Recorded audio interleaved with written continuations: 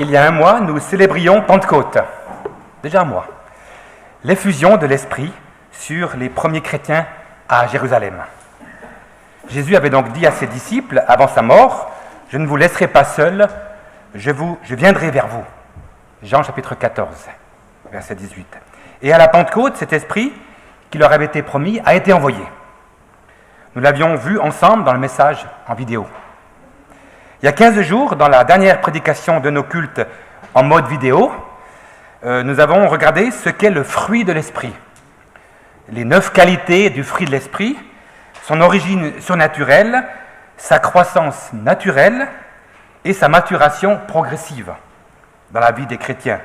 Et ce, à partir du fameux verset de Galates 5, verset 22. Et aujourd'hui, je vous propose, toujours en lien avec l'Esprit qui nous habite, et entre autres ce même texte de Galates chapitre 5, je vous propose une sorte de code de droit divin. Code de droit divin, ou bien une règle d'or pour notre vie chrétienne quotidienne. Avoir une règle d'or pour notre vie, c'est formidable, ça nous permet de vivre sereinement et avec joie notre existence. La loi, le code dont il est question dans les 2 textes qui vont nous occuper aujourd'hui, ce matin, eh bien, c'est une loi très particulière. Elle n'est pas très habituelle dans les tribunaux ou aux cours de justice ou dans les cours de justice de la République française. Pas plus d'ailleurs que dans d'autres pays. C'est une loi qui, si elle était vraiment appliquée par tout le monde, par monsieur, madame, tout le monde, comme on dit, permettrait de résoudre tous les différends entre les hommes. Cette loi sur laquelle je désire vous parler ce matin, c'est la loi de l'amour. Lisons ensemble dans l'épître de Paul aux Romains, chapitre 13, les versets 8 à 10. Romains 13, 8 à 10. Ne devez rien à personne, si ce n'est de vous aimer les uns les autres, car celui qui aime les autres a accompli la loi. En effet, le commandement « tu ne commettras pas d'adultère, tu ne commettras pas de meurtre, tu ne commettras pas de vol, tu ne porteras pas de faux témoignages, tu ne convoiteras pas », ainsi que tous les autres, se résument dans cette parole « tu aimeras ton prochain comme toi-même ». L'amour ne fait pas de mal au prochain.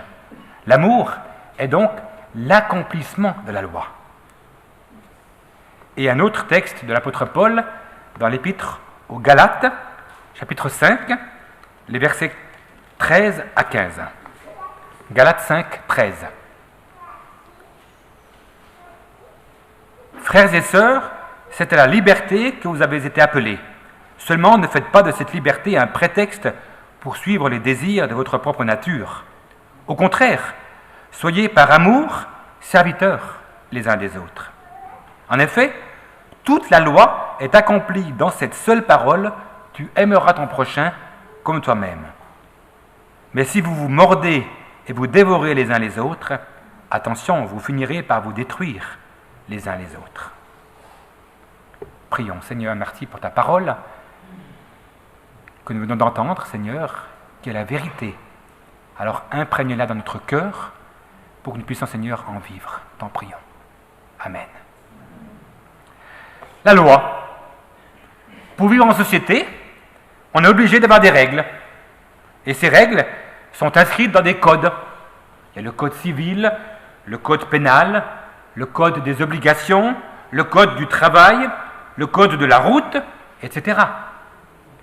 Et ici, on a enfreint une de ces règles, on peut se retrouver au tribunal. Tribunal de commerce, tribunal administratif, tribunal de police, tribunal des prud'hommes, tribunal sportif, tribunal cour correctionnelle, cour d'assises, même cour d'appel ou cour de cassation. Il y a des normes qui ne bougent pas. Donc la loi par rapport à cela reste constante. Par exemple, l'interdiction du vol, de l'inceste, de l'abus à l'encontre des enfants ou des faibles, l'interdiction de l'homicide, l'interdiction de l'incendie volontaire. Ce sont des lois qui sont fermes, qui ne bougent pas. Et puis il y a des normes qui fluctuent au gré de l'évolution de la société, qui fluctuent en mal ou en bien. Il y a eu à une époque l'évolution de la loi dans la légalisation de l'avortement qui est venue. Il y a eu les lois qui ont accru les peines pour conduite en état d'ivresse. C'est des lois qui ont évolué. Il y a aussi des lois qui sont appliquées par les êtres humains de manière parfois un peu subjective, parce que leur appréciation, elle est sujette à des critères humains, donc faillibles, comme par exemple l'arbitrage d'un match de football, où des erreurs parfois peuvent se produire. Ainsi, soit constantes, soit changeantes, ces normes, en tout cas, elles dessinent le cadre de ce qui est considéré comme interdit, comme blâmable, ou ce qui est clairement intolérable. Et puis, ce qui est interdit, ce qui est ni interdit ni permis, mais qui est en quelque sorte toléré par certains et pas par d'autres. Il y a des choses qui sont tolérées, pas interdites. Tolérées, c'est la prostitution, c'est la dureté dans la concurrence économique, c'est les divorces à répétition, des choses qui sont, qui arrivent, qui sont tolérées. Si je vous mentionne tout cet aspect juridique, un peu compliqué peut-être, c'est parce que au-dessus de toutes ces lois, toutes ces règles humaines, il y a la loi divine, celle dont Dieu, le Créateur tout-puissant, est le fondement, la norme. Et cette loi divine permet une réelle vie en société harmonieuse et paisible. Cette loi divine a été révélée aux créatures que nous sommes. Vous voyez les différentes alliances que Dieu a contractées avec l'être humain, avec Adam, avec Noé, avec Abraham, avec Moïse, avec David. La nouvelle alliance, déjà annoncée par le prophète Jérémie, 31, et accomplie, cette alliance nouvelle en Jésus-Christ, le Fils de Dieu, qui est consignée dans ce qu'on appelle le Nouveau Testament, qui veut dire la nouvelle alliance. Et l'apôtre Paul, dans les passages de ses lettres aux Romains et aux Galates, lus tout à l'heure, désire, on dirait, mettre les points sur les i par rapport à l'observance, à la loi d'une part, et à la liberté que nous avons en Christ d'autre part. Galates 5, 13, 14 nous dit qu'on est libre en Christ. Romains 8, 13, versets 8 et 9 également.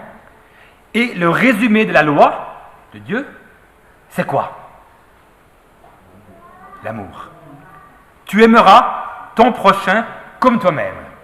C'est une citation dans les deux textes qu'on a lus de Romains et de Galates.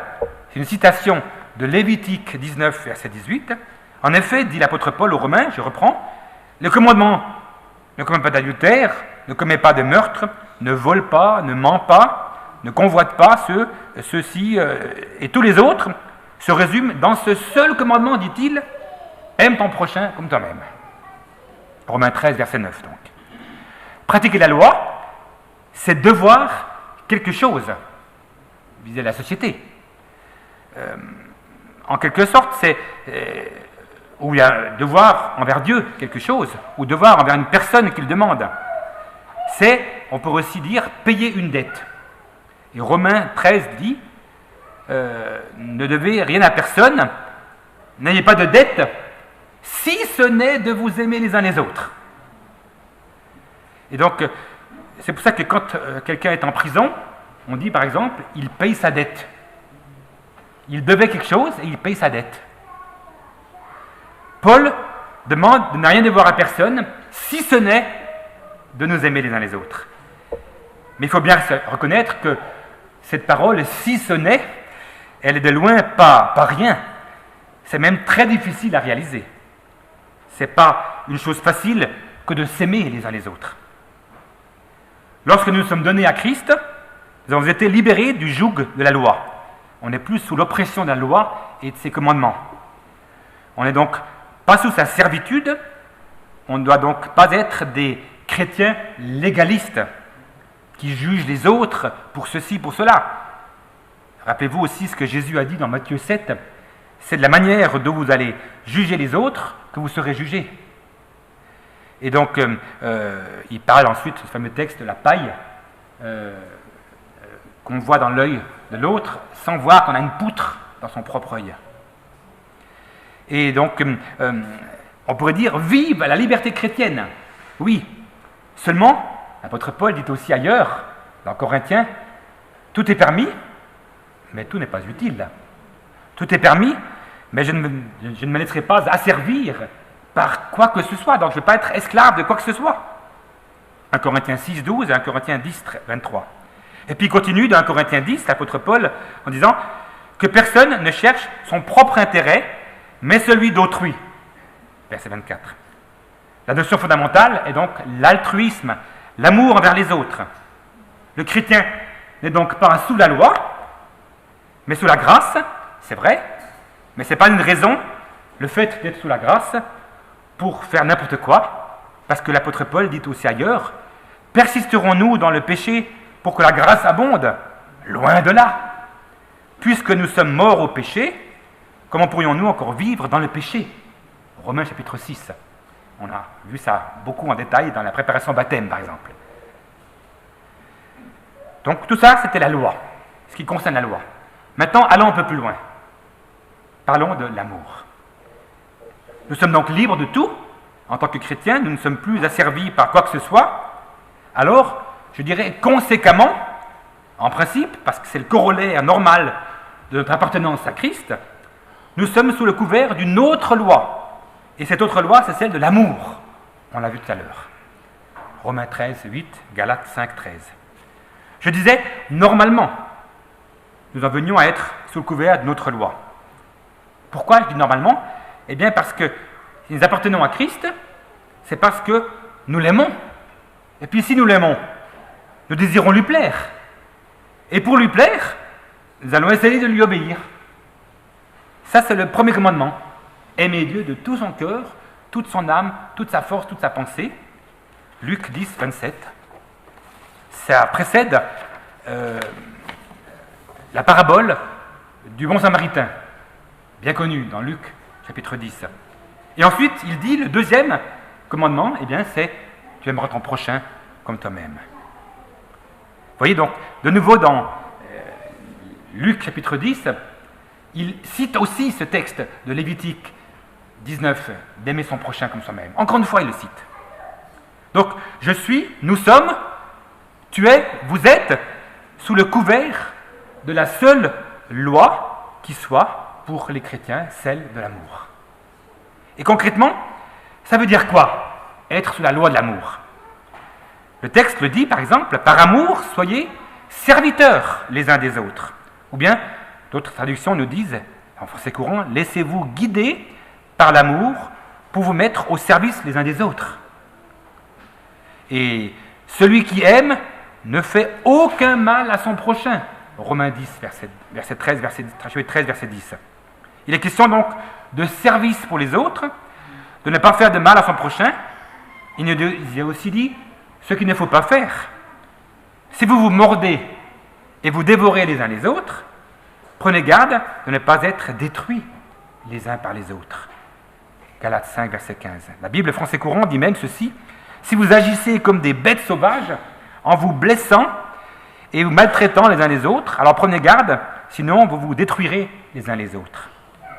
Et puis la Bible du Semeur a ceci: si vous vous blessez les uns les autres et si vous vous entre-déchirez.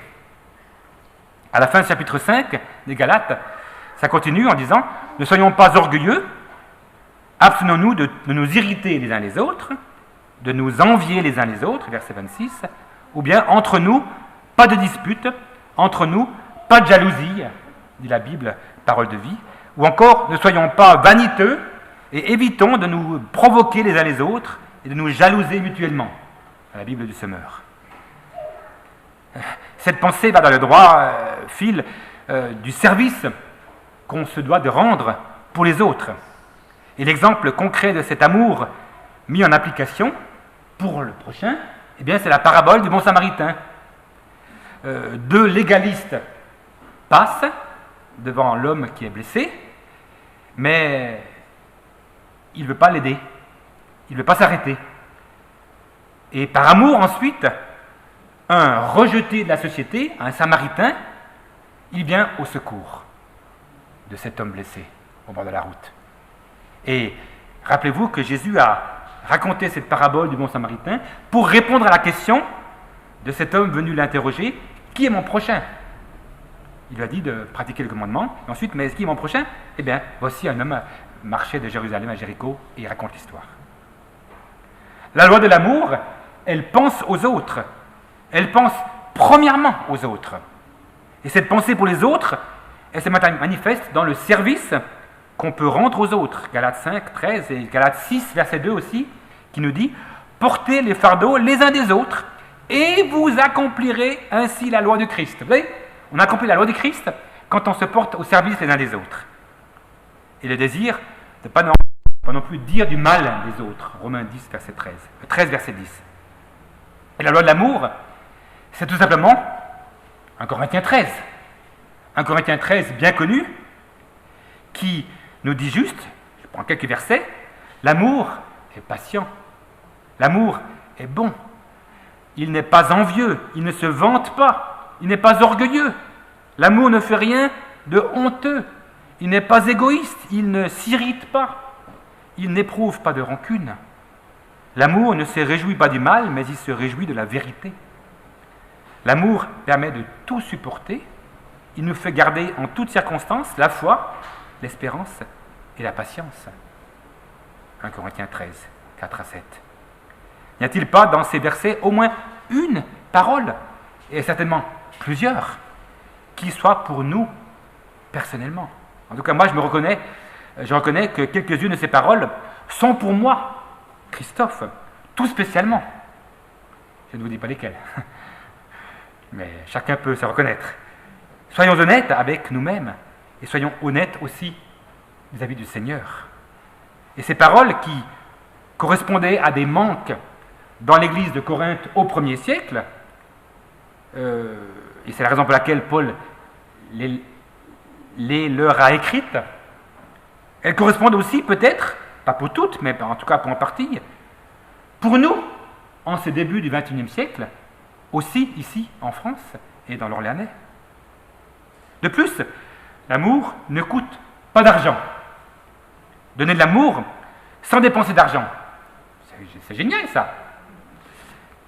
Dans notre famille, quand nos enfants étaient plus petits, lors des anniversaires, ils faisaient des cadeaux, on se faisait des cadeaux, souvent des bricolages, des cartes faites maison, comme on dit, des décorations de table, etc.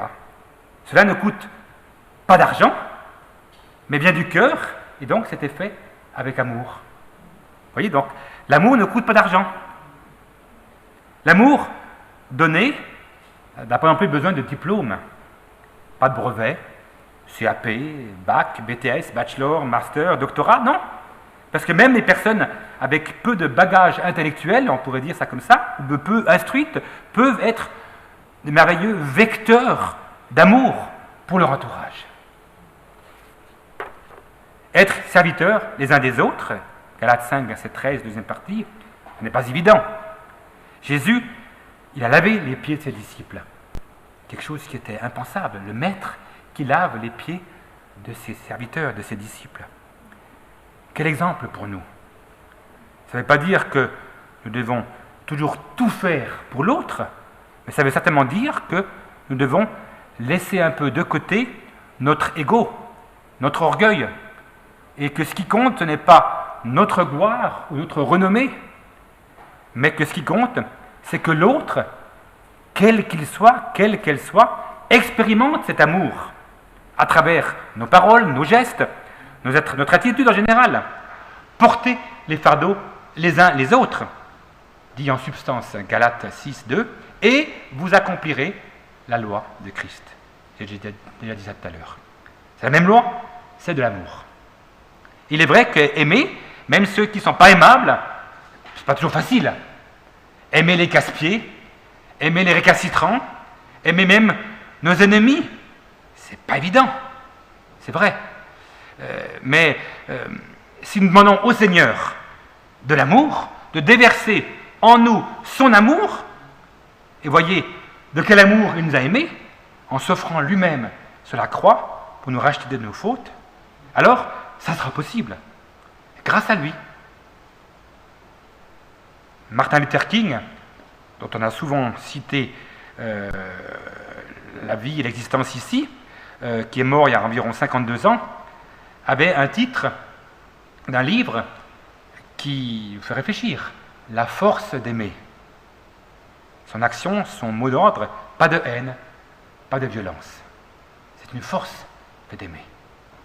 Alors pour conclure, l'apôtre Paul dit en Romains 13, verset 10, deuxième partie, « L'amour est donc l'accomplissement de la loi ». Le mot traduit en grec, du grec par accomplissement, c'est pléroma en grec, qui signifie la plénitude, la totalité. Donc c'est la totalité la loi, c'est la plénitude, l'accomplissement. C'est dire à quel point c'est englobant. Ainsi nous devons devenir, je dirais, des légalistes de l'amour. Ça paraît paradoxal, mais en quelque sorte, des gens qui pratiquons la loi de l'amour. Si nous voulons être artisans de paix dans l'Église et même en dehors, dans le témoignage. Au IIe siècle, après Jésus-Christ, Tertullien, un père de l'Église, nous rapporte ce que les gens disaient des chrétiens. Voyez comme ils s'aiment. Et c'était un témoignage. Voyez comme ils s'aiment les chrétiens. Ça se passait de l'autre côté de la Méditerranée, en Afrique du Nord. Eh bien, ces paroles rapportées par ce théologien et père de l'Église Tertullien peuvent-elles être dites pour les chrétiens de l'autre côté de la Méditerranée, en l'occurrence, par exemple, ici en France? Est-ce que les gens peuvent dire des chrétiens, voyez comme ils s'aiment? Quel témoignage de vie communautaire donnons-nous vis-à-vis des gens de l'extérieur? Que ce soit ceux du quartier, de nos voisins, membres de nos familles, visiteurs, autorités. Oh, certes, on n'est pas parfait. On est des êtres fragiles et pécheurs encore. Et il arrive qu'il y ait des couacs, même entre les chrétiens. Des difficultés de temps en temps, des conflits. Mais essayons quand même d'être porteurs de ce témoignage d'amour. Et voyez le fameux chant que parfois on interprète. Et chacun des maillons, dans l'épreuve, tiendra bon, lié à toujours par une chaîne d'amour. Finalement, cette vie dans la loi de l'amour, elle n'est possible que si nous nous laissons habiter, et je reviens au début, par l'Esprit de Dieu. Si nous nous laissons guider par lui.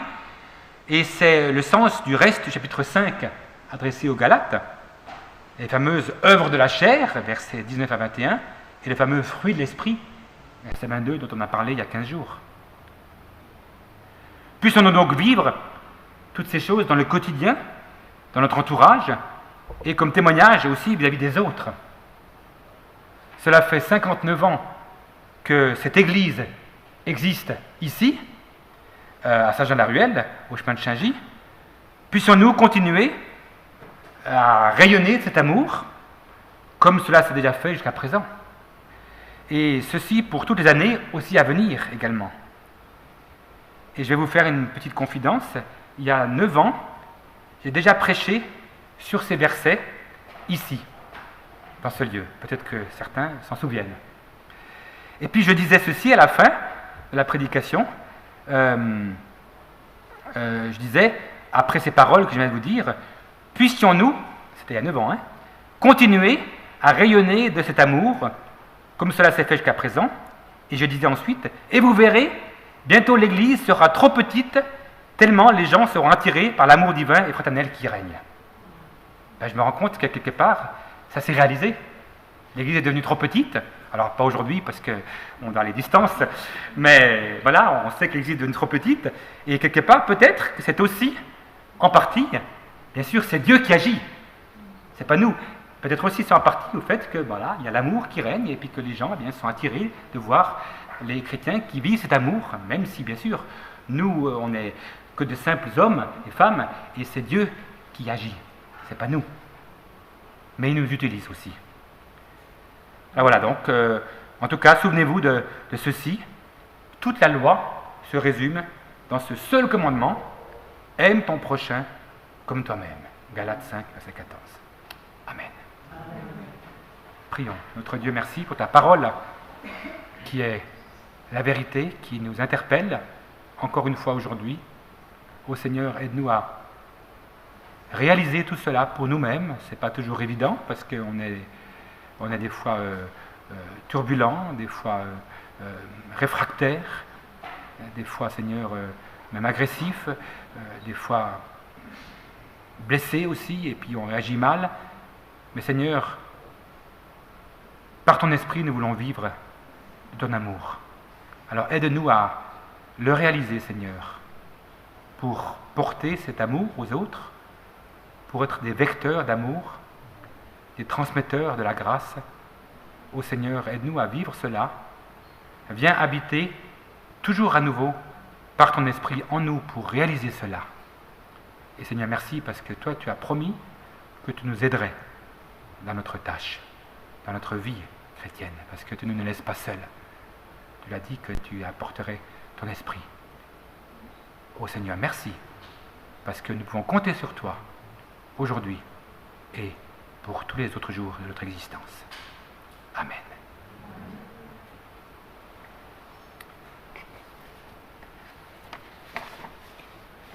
Nous approchons de la fin de notre culte.